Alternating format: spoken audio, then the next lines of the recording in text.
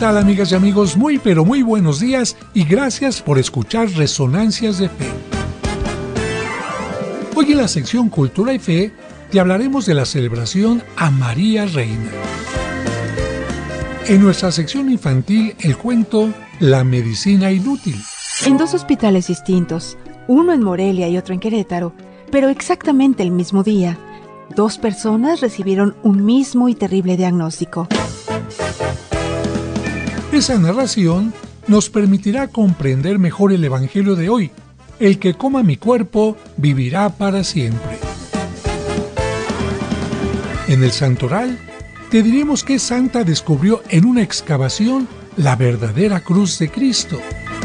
Además, tendremos nuestra sección Pregúntale al Padre José. Todo esto aquí en Resonancias de Fe, con el Padre José de Jesús Aguilar Valdés, la voz amable de la radio.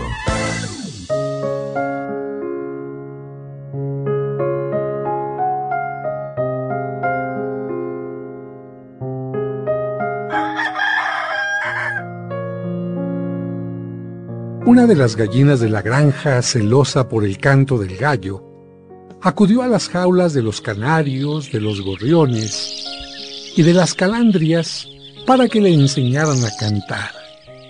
Quería ser la reina de aquel lugar. Las aves canoras, admiradas, le preguntaron: ¿acaso no conoces la historia de la luna?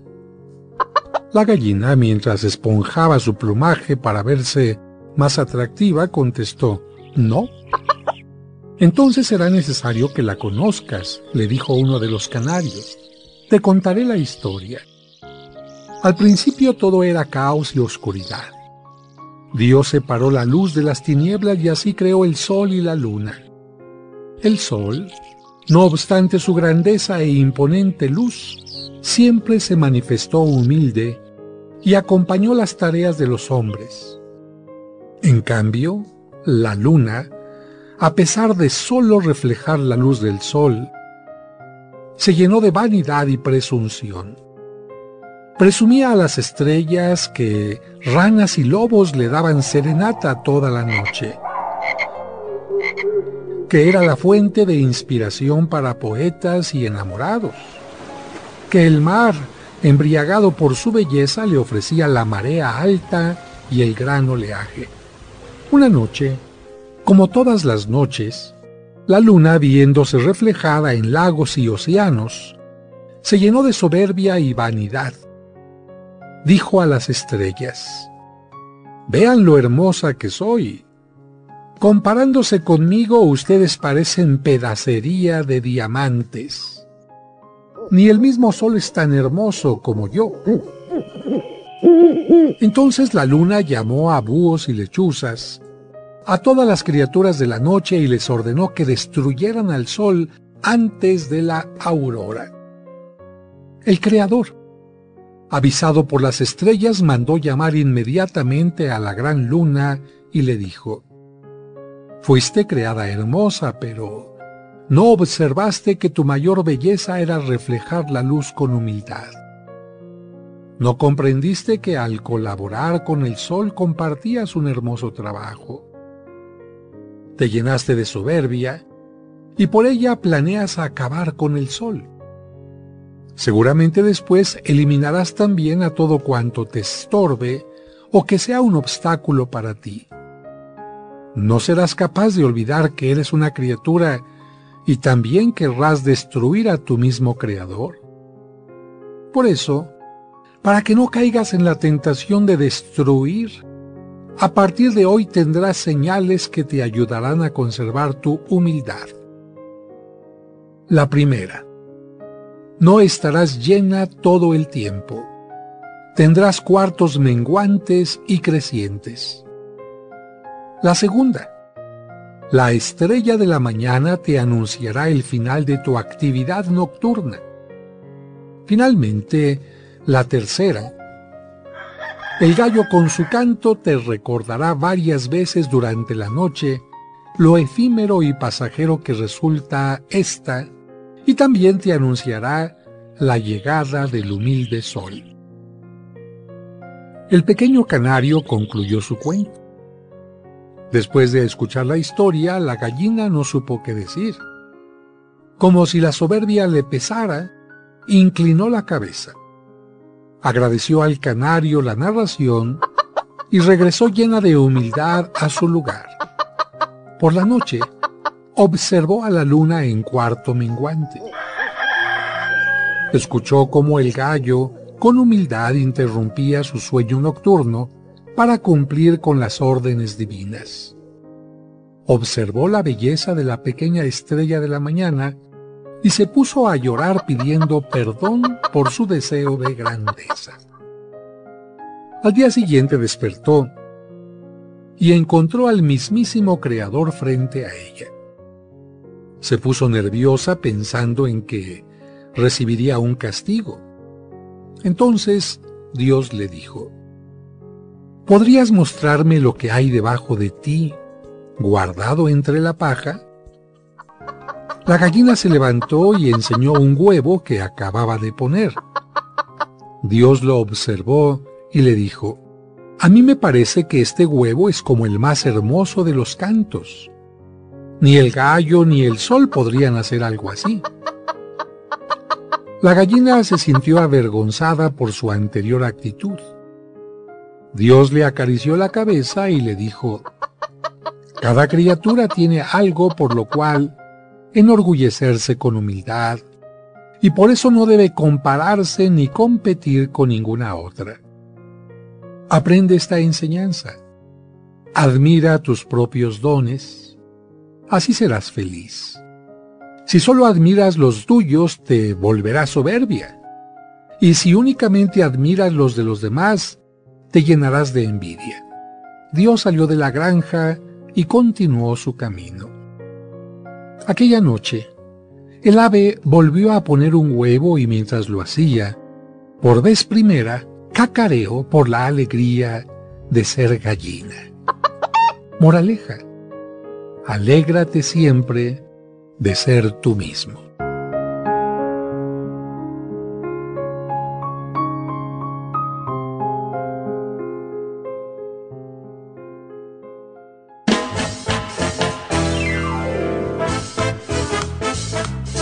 Muchas gracias por escucharnos y por ser parte importante de este programa que hacemos para ti con mucho cariño.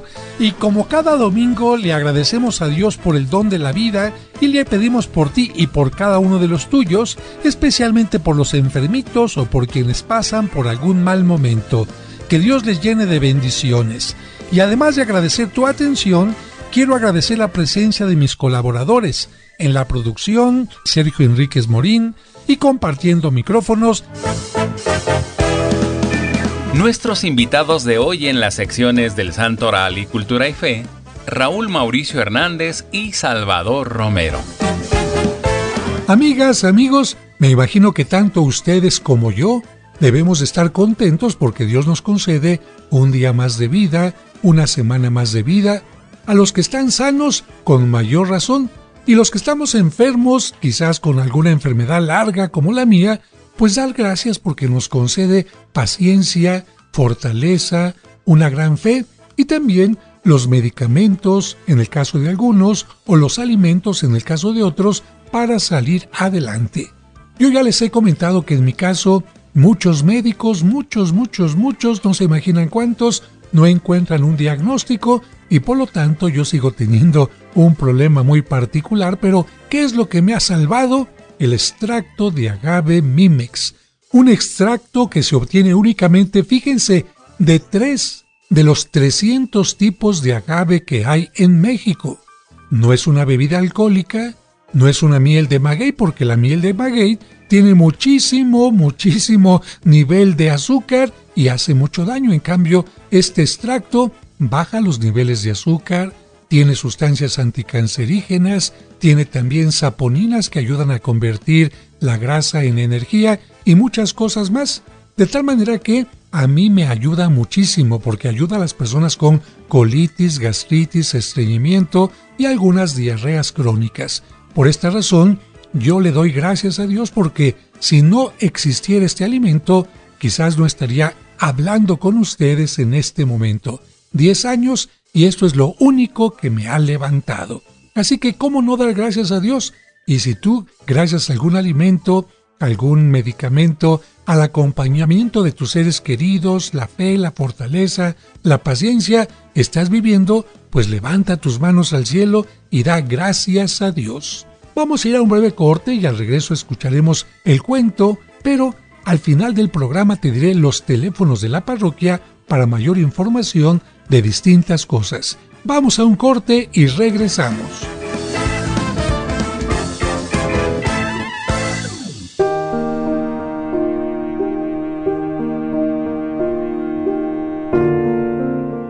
Señor, en este momento hay alguien que va a recibir los sagrados alimentos.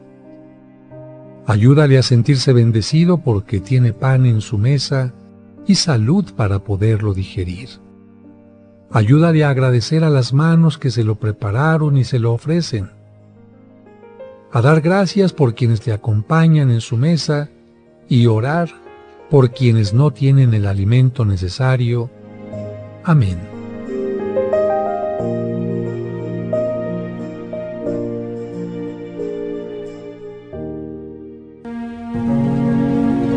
Es momento de escuchar el cuento para entender el Evangelio, escrito por el Padre José. La medicina inútil. En dos hospitales distintos, uno en Morelia y otro en Querétaro, pero exactamente el mismo día, dos personas recibieron un mismo y terrible diagnóstico. El doctor les dijo con voz seria: Lamento mucho lo que voy a decirle y espero que lo tome con mucha calma. Los estudios revelan que usted tiene un cáncer en estado muy avanzado y se ha extendido por todo su cuerpo. Al enterarse de la terrible noticia, como si se hubieran puesto de acuerdo, cada uno de los enfermos preguntó lo mismo al médico. ¿Esto es mortal, doctor? Lamentablemente sí. ¿Y cuánto tiempo me queda de vida? Cuando mucho, 1 año. Al escuchar esta respuesta de sus respectivos médicos, cada uno de los enfermos se sintió muy acongojado por su enfermedad, se sentían impotentes por la enfermedad y veían con pesimismo el poco futuro que les esperaba. Ya no tiene sentido mi vida. Solo me queda esperar el momento de la muerte. Afortunadamente, al día siguiente de la noticia, vieron en el periódico un reportaje que les dio un poco de esperanza. El periódico daba la noticia del descubrimiento de una medicina que podía controlar el cáncer e incluso curarlo totalmente. Cada uno de los enfermos exclamó: ¡Ah, qué buena noticia! Esto me da esperanza. Hay una probabilidad. Es posible que me pueda salvar.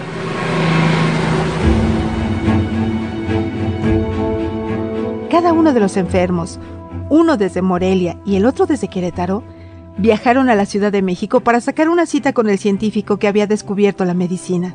Y curiosamente el mismo día, pero con media hora de diferencia, el médico les dio la consulta. Ambos fueron tratados con mucha amabilidad por el científico y ambos recibieron la misma medicina con el mismo tratamiento. Si usted quiere curarse y encontrar remedio a su mal, tendrá que seguir estrictamente la siguiente dosis. Tendrá que tomarse 2 cápsulas diarias, una por la mañana y otra por la noche. Quiero insistirle que depende de usted, de que siga al pie de la letra la dosis para que pueda vencer su mal. ¿Y cuándo será mi siguiente cita, doctor? Dentro de 11 meses. ¿Y está seguro que seguiré viviendo hasta esa fecha? Ya le dije que el tratamiento no falla, así que aquí nos veremos, dentro de 11 meses. Después de escuchar al médico, cada uno de los enfermos salió del lugar. Los dos dieron gracias a Dios por haber encontrado al médico, pero en su interior se preguntaban si realmente funcionaría el medicamento. La primera semana del tratamiento, los dos cumplieron las indicaciones del médico. Si quiero curarme, tengo que seguir al pie de la letra las indicaciones del médico. Así que a partir de hoy, no me fallará la medicina. La segunda semana, uno de ellos continuó el tratamiento al pie de la letra, pero el otro dejó de tomar la cápsula de la noche.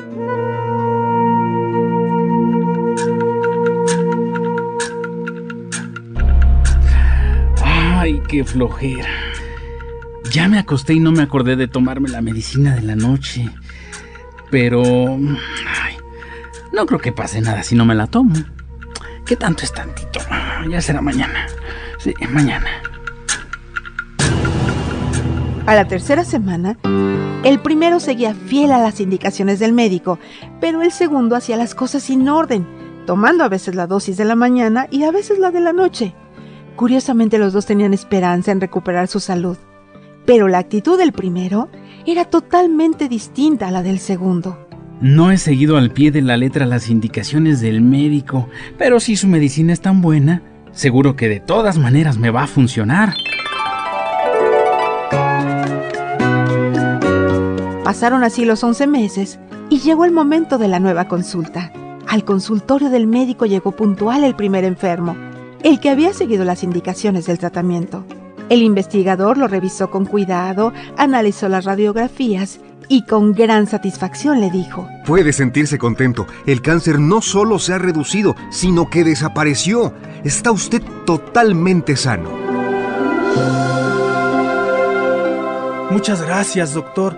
Gracias a usted y gracias a la medicina que descubrió. Pues también tiene que agradecerse a usted mismo, porque siguió las indicaciones. Gracias a su esfuerzo está usted sano.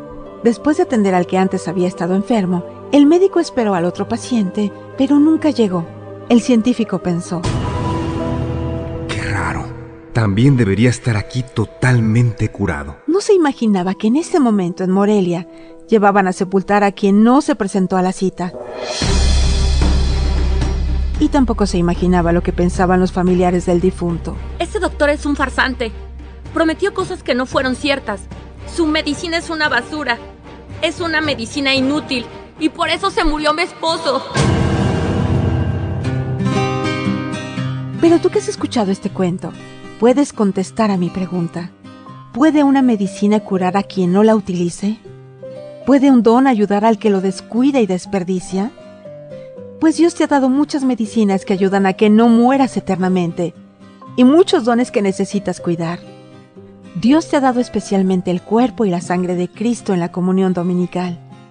Él te ha asegurado que si comes su cuerpo y bebes su sangre, no morirás y tendrás la vida eterna.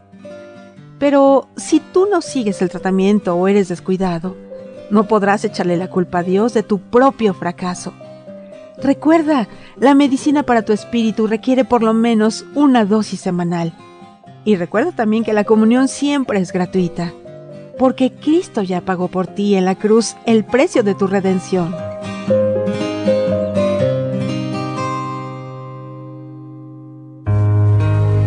Este es un cuento escrito por el padre José de Jesús Aguilar Valdés y podrás encontrarlo en el libro Cuentos para entender el Evangelio. Escuchemos ahora en Resonancias el Evangelio de hoy. Evangelio de San Juan, capítulo 6, versículo del 51 al 58. En aquel tiempo, Jesús dijo a los judíos: Yo soy el pan vivo que ha bajado del cielo. El que coma de este pan vivirá para siempre. Y el pan que yo les voy a dar es mi carne para que el mundo tenga vida. Entonces, los judíos se pusieron a discutir entre sí: ¿Cómo puede éste darnos a comer su carne? Jesús les dijo: Yo les aseguro, si no comen la carne del Hijo del Hombre y no beben su sangre, no podrán tener vida en ustedes. El que come mi carne y bebe mi sangre tiene vida eterna, y yo lo resucitaré el último día. Mi carne es verdadera comida, y mi sangre es verdadera bebida. El que come mi carne y bebe mi sangre, permanece en mí y yo en él. Como el Padre que me ha enviado posee la vida, y yo vivo por él, así también el que me come vivirá por mí. Este es el pan que ha bajado del cielo. No es como el maná que comieron sus padres, pues murieron. El que come de este pan vivirá para siempre.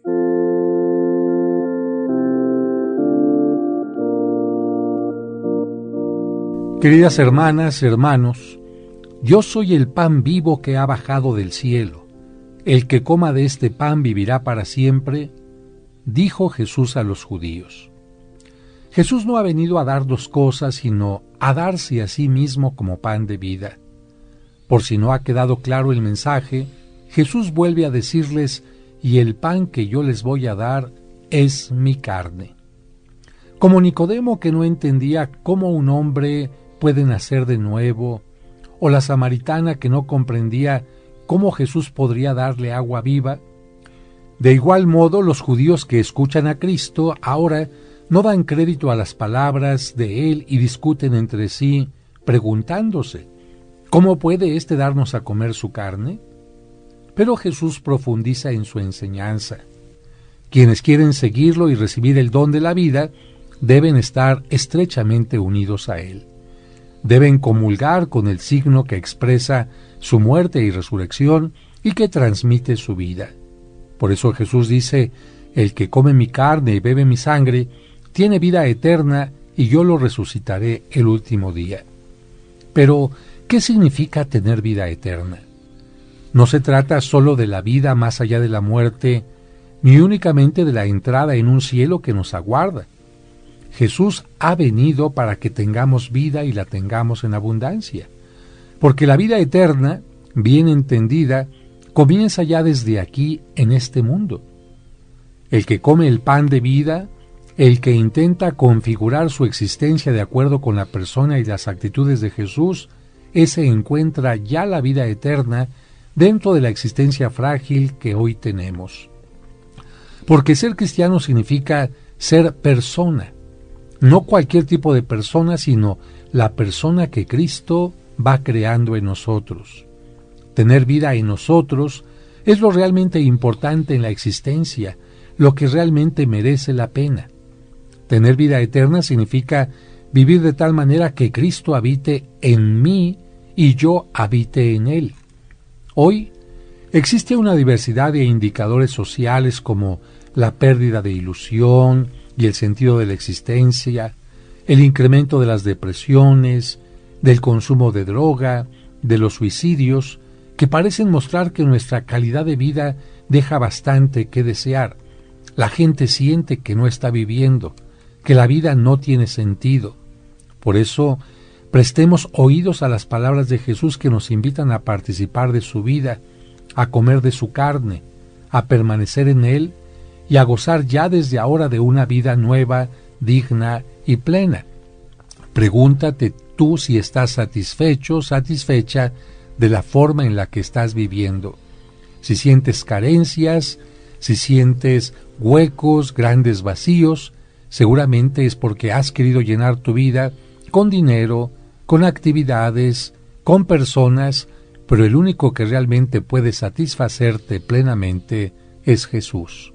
Y Él se ofrece a ti cada día en el pan de vida, particularmente en la Eucaristía.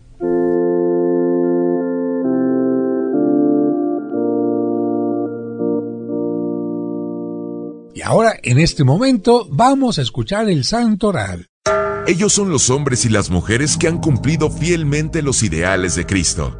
Escuchemos en Resonancias de Fe, el Santoral de la semana.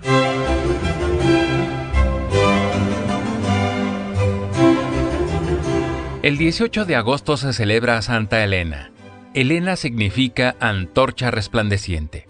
Esta santa se hizo famosa por dos cosas. Primero, porque fue la madre del emperador romano Constantino, el emperador romano que terminó con la persecución de los cristianos. Recordemos que antes de él los emperadores mandaban matar a los cristianos. Pero lo que hizo más famosa a Santa Elena fue que encontró la cruz de Cristo. Ella se había hecho cristiana y le pidió a su hijo Constantino ayuda para ir a Jerusalén a conocer los lugares en que había vivido Cristo.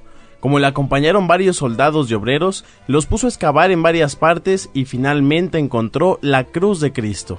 Por eso se le representa con una cruz en la mano. En Tierra Santa hizo construir 3 templos, uno en el Calvario, otro en el Monte de los Olivos y el tercero en Belén. El 19 de agosto se celebra a San Juan Eudes. Él se dio cuenta que para preparar mejor al pueblo era necesario contar con buenos sacerdotes, y que para formar bien a los sacerdotes se necesitaban seminarios donde los jóvenes recibieran esmerada preparación. Por eso fundó 5 seminarios en Francia y después fundó la Congregación de Jesús y María, o Padres Eudistas, que se dedica a la predicación y a dirigir seminarios. También fundó la Comunidad de las Hermanas de Nuestra Señora del Refugio para ayudar a las jóvenes que habían caído en la prostitución o el delito. De esta asociación se deriva la Comunidad de Religiosas del Buen Pastor, que tienen en el mundo 585 casas con 7.700 religiosas. San Juan Eudes propagó la devoción al corazón de Jesús y la devoción al corazón de María. Este santo murió el 19 de agosto de 1680. El 20 de agosto se celebra a San Bernardo. Bernardo significa batallador y valiente. Nació en Francia, cerca de Suiza, en el año 1090. Tenía muchas cualidades, pero la lujuria lo vencía y tenía que luchar constantemente para no caer en la tentación. Como sus pasiones sexuales lo atacaban violentamente, una noche tuvo que salir de su casa y revolcarse entre el hielo, imagínese, hasta quedar casi congelado. A los 22 años, Bernardo entró al convento de monjes benedictinos llamado Cister. En el convento del Cister demostró tantas cualidades que lo mandaron a fundar un nuevo convento. Los benedictinos trabajaban la tierra y él escogió un sitio muy difícil para la siembra. Los monjes tenían que trabajar mucho para poder cosechar algo. Esto les enseñó también a ser constantes en el trabajo espiritual. Al convento le puso el nombre de Claraval, que significa Valle Muy Claro. Comenzó con 20 compañeros y en pocos años tenía 130 religiosos. De este convento salieron monjes a fundar otros 63 conventos. Durante su vida fundó más de 300 conventos para hombres. Se le reconoce como uno de los predicadores que han hablado con más cariño de la Virgen. Él compuso las últimas palabras de la salve: «Oh clemente, oh piadosa, oh dulce Virgen María». Y aunque no lo crean, San Bernardo puso a cargar carbón a un papa. Miren, la cosa estuvo así. Un hombre muy rico y muy bien preparado solicitó que lo admitieran en el convento de Claraval. Para probar su virtud, Bernardo lo puso las primeras semanas a transportar carbón. Aquel hombre pasó la prueba porque hizo el trabajo con humildad. Después llegó a ser un excelente monje y más tarde fue nombrado sumo pontífice Honorio III. San Bernardo murió el 20 de agosto de 1153 cuando tenía 63 años. El 21 de agosto se celebra al Papa San Pío X. Su nombre real fue José Sarto. Nació en un poblado cerca de Venecia, en Italia, en 1835, dentro del seno de una familia humilde. Era el segundo de 10 hijos, imagínense. Antes de ser electo papa, llegó a ser cardenal de Venecia, y cuando fue nombrado papa en el cónclave de 1903, eligió el nombre de Pío, inspirado en que los papas que habían elegido antes de él ese nombre habían sufrido por defender la fe católica. Una vez que fue electo papa, decretó que ningún gobernante podía vetar a algún cardenal para ocupar el cargo de sumo pontífice. Esto lo hizo porque hasta ese momento había gobernantes que podían vetar la elección de algún cardenal para que fuera papa. San Pío X también combatió el jansenismo, una herejía que propagaba que la primera comunión se debía retrasar lo más posible y por lo tanto se debería hacer a una edad adulta. Para combatir al jansenismo, este papa autorizó que los niños pudieran recibir la comunión desde el momento en que comprendieran quién está en la hostia consagrada. Para ello dio mucho impulso al estudio del catecismo y esto le valió ser llamado el Papa de la Eucaristía. El 23 de agosto se celebra a Santa Rosa de Lima, que fue la primera mujer del continente americano declarada santa. Esta santa nació en Lima, Perú, en 1586. La bautizaron con el nombre de Isabel, pero como su mamá vio que tenía un rostro siempre sonrosado, le empezó a llamar Rosa. Santa Rosa de Lima decidió dedicarse totalmente a Dios, pero no fue monja. Pidió ser admitida con las terciarias dominicas que sin ser religiosas siguen las normas de Santo Domingo. Se fabricó una pequeña habitación en el terreno de la casa donde vivía y allí se dedicó a practicar por largas horas meditaciones, penitencias y oraciones. En esa habitación pasó el resto de su vida. Solamente salía para ir a misa o para socorrer a algún enfermo. Esto nos enseña que se puede llegar a ser santo incluso sin salir de casa. Es suficiente vivir en unión con Dios y viviendo el amor. Ella predijo la fecha de su muerte con 3 años de anticipación. Murió a la edad de 31 años el 24 de agosto de 1617. El 24 de agosto se celebra a uno de los 12 apóstoles, San Bartolomé. Recordemos que en hebreo la palabra bar significa hijo de, y por lo tanto Bartolomé significa hijo del cultivador. Y en realidad Bartolomé es un segundo nombre que le fue añadido a su antiguo nombre, que era Natanael, que significa regalo de Dios. Por lo tanto, recordemos que Bartolomé o Natanael son el mismo. El Martirologio Romano, un libro muy antiguo y venerado, nos dice que San Bartolomé predicó el Evangelio en la India y después pasó a Armenia. Logró que muchos se hicieran cristianos, pero los enemigos de la iglesia lo martirizaron desollándolo vivo. Lo hicieron sufrir mucho. Primero le quitaron la piel y luego lo decapitaron. Por eso se suele pintar a San Bartolomé con su propia piel en los brazos. Así lo pintó Miguel Ángel en la Capilla Sixtina. Para San Bartolomé, como debe ser para nosotros, la santidad no se basó en hacer milagros ni en deslumbrar a otros con hazañas extraordinarias, sino en dedicar la vida a amar a Dios, en dar a conocer y amar más a Jesucristo, a difundir su mensaje y a tener una constante caridad con los demás, tratando de hacer a todos el mayor bien posible.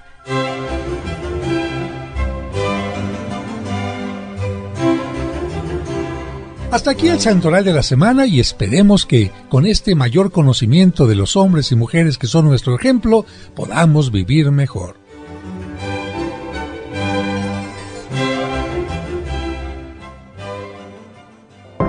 Esta es nuestra sección, Cultura y Fe.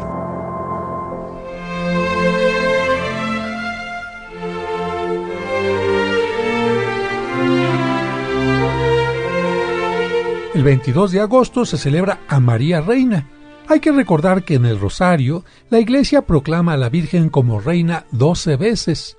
¿Los recordamos?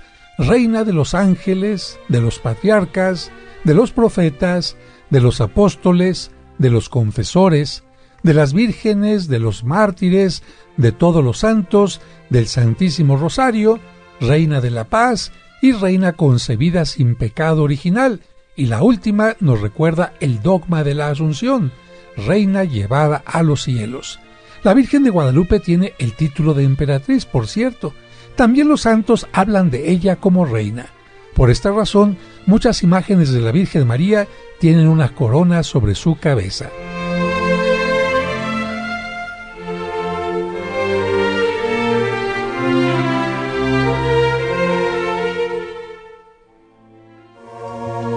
¿Tienes dudas?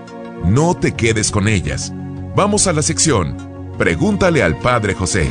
Vamos a la siguiente pregunta. ¿Cuáles son los grados en el sacerdocio y en qué se distinguen?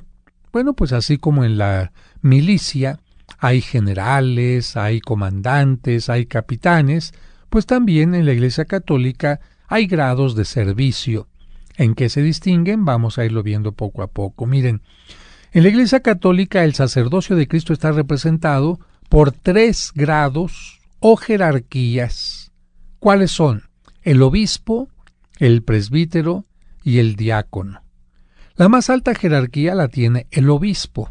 De hecho, la palabra obispo se deriva del griego episcopo, que significa el inspector. ¿Qué significa obispo o episcopo? El inspector. Por esta razón, el obispo es el responsable de todos los creyentes de toda una zona, de un territorio.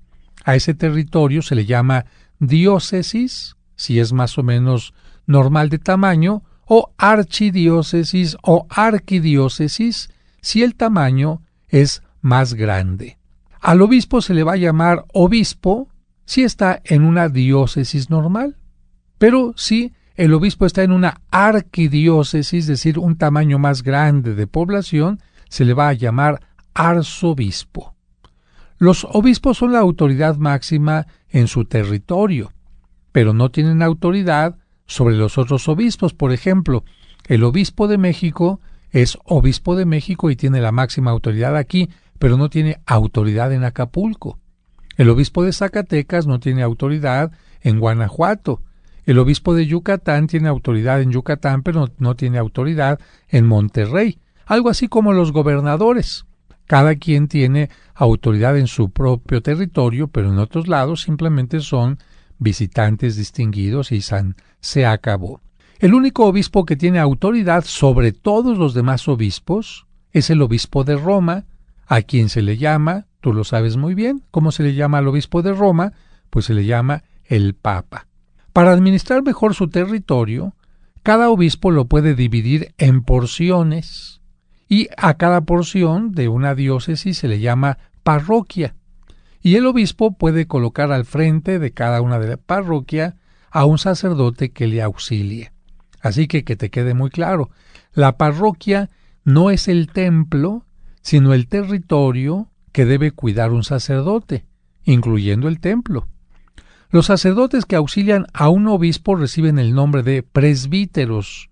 Por ejemplo, yo soy un presbítero. ¿Qué significa esta palabra en griego? Significa anciano en la fe. Esta es la forma más antigua en que se nos llamaba a los sacerdotes. Presbítero, que significa alguien que dentro de la comunidad pues es el que tiene mayor conocimiento en la fe. Por eso presbítero significa anciano en la fe. Pero este nombre de presbítero como que se fue haciendo a un lado y la mayoría de la gente comenzó a llamar al sacerdote con el título de cura o padre. ¿Por qué? Pues bueno, era un cura de almas. O bien le llamaban padre porque como él bautizaba y hacía que naciera una nueva persona en la fe, pues por eso le empezaron a decir padre. Si un sacerdote o presbítero está al frente de una parroquia, recibe el título de párroco. Pero si no es el responsable de esta, sino solamente el ayudante del párroco, el sacerdote recibe el título de vicario, que significa representante. Por otra parte, además del sacerdocio del obispo y del presbítero, existe un tercer grado, que es el del diácono. ¿Qué significa diácono? En griego, diácono significa servidor, y el diácono está al servicio del obispo y del presbítero. Ahora, ¿qué diferencia hay en estos tres grados, obispo, presbítero y diácono, a la hora de los sacramentos? Miren, el obispo puede administrar todos los sacramentos. Por lo tanto, es el único que puede ordenar sacerdotes. La ordenación sacerdotal es un sacramento, y también puede ordenar obispos. Al obispo le corresponde dar el sacramento de la confirmación. Tú en una iglesia puedes ver que el sacerdote da todos los sacramentos, pero cuando va a haber confirmaciones tiene que ir el obispo. En cuanto a los sacramentos, el presbítero puede bautizar, celebrar la misa, absolver de los pecados, ser testigo de los matrimonios y dar la unción de los enfermos, pero un presbítero normal no puede ordenar sacerdotes ni tampoco dar la confirmación. Únicamente podría dar la confirmación, que ha habido algún caso, si es que el obispo le autorizara a hacerlo. ¿Cuándo? Pues el obispo se enfermó, tuvo un imprevisto y ya toda la gente está lista en la iglesia, 200 niños, 400 entre papás y padrinos. Imagínate que el obispo no pudo porque está indispuesto, porque se enfermó del estómago, porque... Entonces, en esos casos, el obispo puede autorizar al sacerdote para que pueda hacer la confirmación.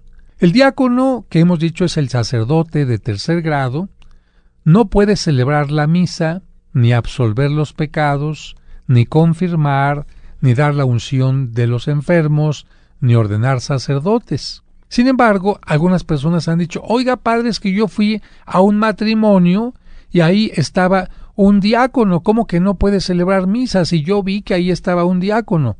Sí puede bautizar el diácono y asistir como testigo en el sacramento del matrimonio, pero cuando un diácono está celebrando, lo hace sin misa.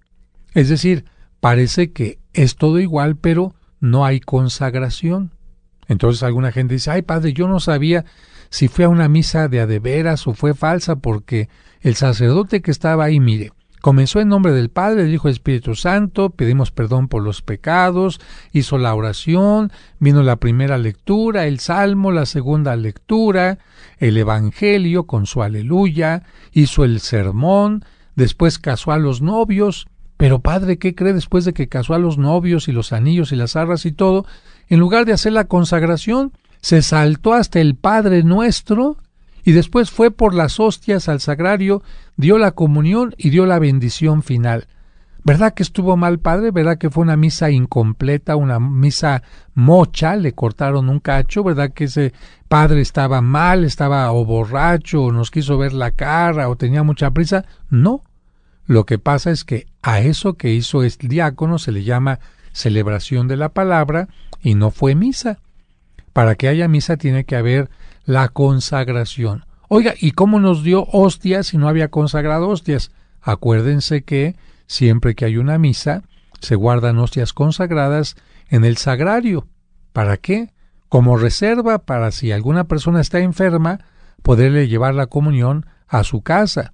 O si alguna persona a lo mejor quiere recibir la comunión en la iglesia, pero no hay misa, pues que el sacerdote o el diácono se la pueda dar en ese momento. Por eso es que cuando los diáconos celebran una celebración de matrimonio, pueden tomar las hostias que ya están consagradas en el sagrario y dar la comunión a los presentes, pero eso sí, no tienen poder para autorizar.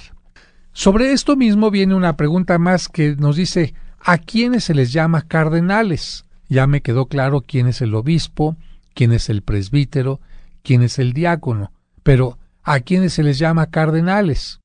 Miren, reciben este nombre las personas que generalmente son obispos o arzobispos y que son elegidos directamente por el Papa, por el Sumo Pontífice, como sus principales consejeros. Es decir, a los cardenales no los nombra un obispo, no los nombra el pueblo. A los cardenales el nombramiento se los da directamente el Papa. Y se les da, digamos, en forma como honoraria, un título de Roma. Es decir, se le dice, para que vea el pueblo que tú estás cerca del Papa, te vamos a hacer párroco de una iglesia de Roma. Oiga, entonces tengo que ir aquí a esta iglesia a atenderla. No. Hay un sacerdote que la va a atender. Usted simplemente va a tener el título como un honorario que está atendiendo y ayudando al Papa.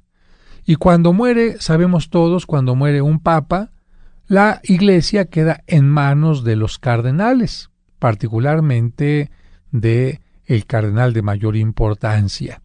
Entre los cardenales que cuenten con la edad canónica, que puede ser de 75 años o menos, se elige al nuevo Papa y hay que recordar que la vestimenta de los cardenales es de color rojizo naranja.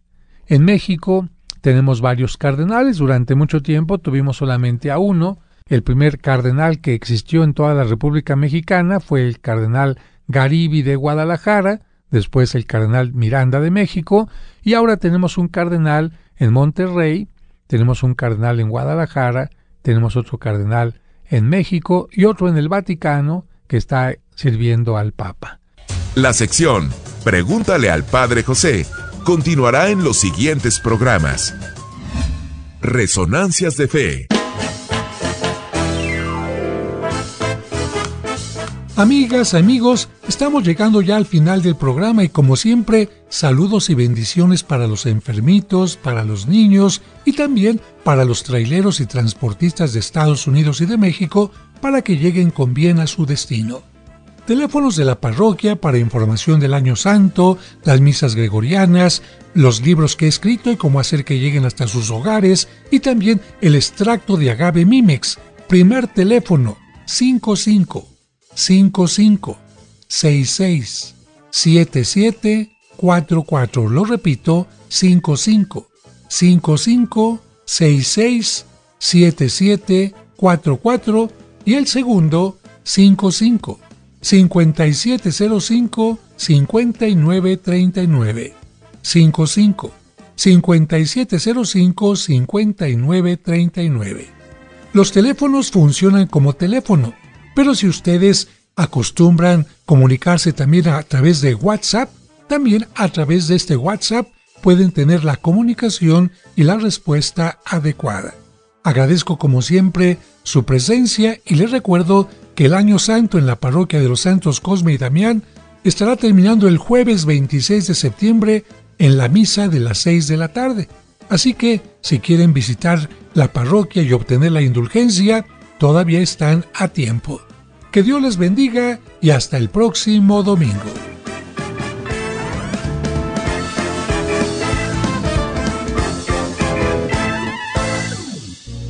Ahora, tu fe se ha reforzado y tendrás la seguridad y confianza para seguir adelante en la vida.